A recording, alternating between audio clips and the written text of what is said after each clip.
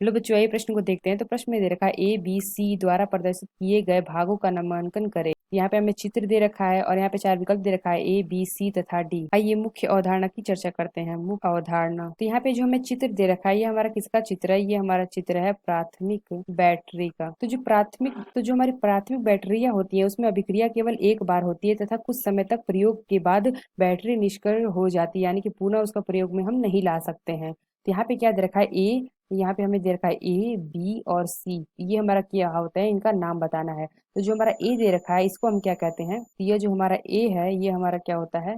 Carbon. ये हमारा होता है कार्बन छड़। ये हमारी क्या होती है? कैथोड होती है, कैथोड। और जो हमें बी दे रखा है तो ये हमारा क्या होता है? अगर हम बी का देखें तो ये हमारा होता है MnO2 प्लस कार्बन का जल प्लस क्या होता है?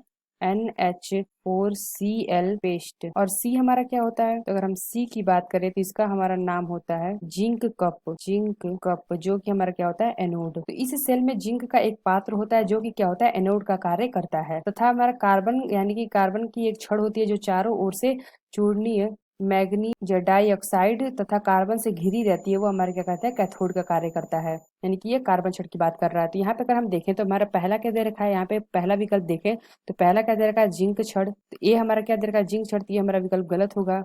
तो बी क्या दे रखा है कि पहला हमारा क्या होगा? कार्बन छड़। तो यहाँ पे देखा कार्बन छड़, तो ये हमारा सही है। दूसरा क्या दे रखा है? यानी कि बी क्या दे रखा है? MnO4। यहाँ पे क्या दे रखा है? NH4OH माइनस, यानी कि यह विकल्प हमारा गलत है। सी क्या दे रखा है? कार्बन छड़, यानी कि ये हमारा सही है। और क्या दे रखा है? MnO2। और ये हमारा क्या दे रखा है? कार्बन का जल। और हमारा NH4Cl।